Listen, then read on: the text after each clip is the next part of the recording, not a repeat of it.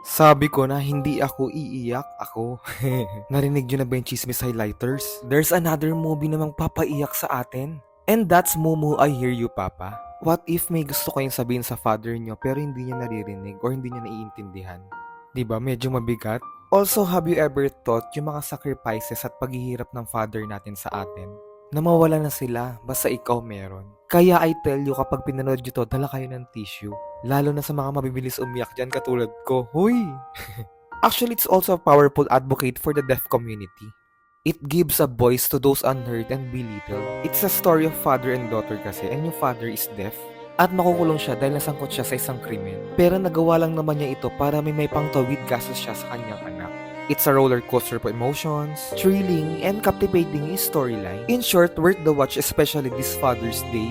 Tatawa, tapos matutulala, kumakati yung mata, kuha ng tissue, at ayan, iiyak na for sure kayo nito.